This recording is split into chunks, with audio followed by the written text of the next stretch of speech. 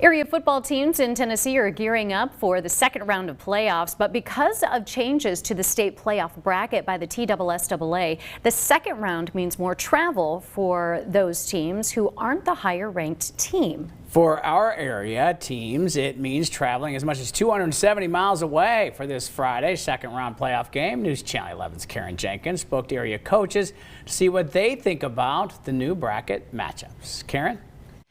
Yeah, you may have been like me and look at some of these pairings for the second round and wonder, why are these teams already having to travel to Middle Tennessee or Chattanooga for the second round matchup? Well, it's all part of a change made by the TSSAA earlier this year to avoid regional rematches so early in the playoffs. But it's causing some hardships for some teams and fans who are hitting the road. It was a historic feat when Science Hill upset Oak Ridge on the road in round one of the playoffs last week. And now the Hilltoppers will make another much farther road trip for round two thanks to a new bracket set up by the TSSAA. They'll travel 270 miles to Green Hill High School in Lebanon. Head coach Stacy Carter doesn't like it. The travel is a lot. There's a lot of money involved to travel that far, and just the logistics. I think we're planning on part of ETA getting back would be 4:30 or 5 o'clock on a Saturday morning. In years past, the bracket setup would have had Region 1 playing Region 2, Region 3 playing Region 4, etc. for the first three rounds before long distances came into play. But this new bracket combines Regions 1 through 4 and Regions 5 through 8 for three rounds to avoid so many early regional rematches. Unicoi County head coach Drew Rice likes playing the new teams, but sees the downside as his Blue Devils will now travel 200 miles to Chattanooga to take on Tyner Academy. You're playing someone new. Our first round game was somebody we haven't played. Second round game is somebody we haven't played, where in years past, you kind of recycle the same sort of teams. South Green is in a similar situation, traveling 212 miles to play Marion County.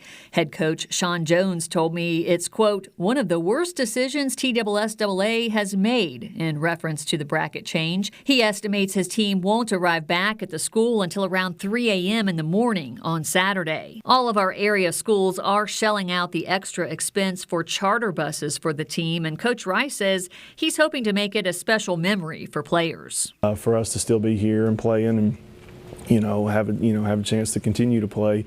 We're grateful for that, and like I said, we're just going to try to make the most of it and make it a great experience for our guys.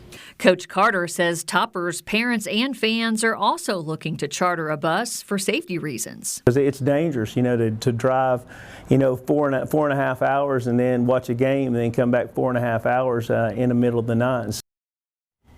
And again, not all coaches in our area are against this new setup. I did kind of an informal poll calling the ones that are still playing. Greenville's head coach Eddie Spradlin, he is for this new bracket, but Dobbins Bennett coach Joey Christian, he says it's, quote, terrible, and he feels like the poll was an inaccurate representation of the coaches. Happy Valley's coach Jason Jarrett says he did vote in the poll, and he voted for the bracket to stay the same. Now, as to whether any of this will change for next year, TSSAA will meet again in January, but a lot of coaches conveyed that they're not sure how much they actually listen to them. I did reach out to TSSAA for a comment. They did not get back to me.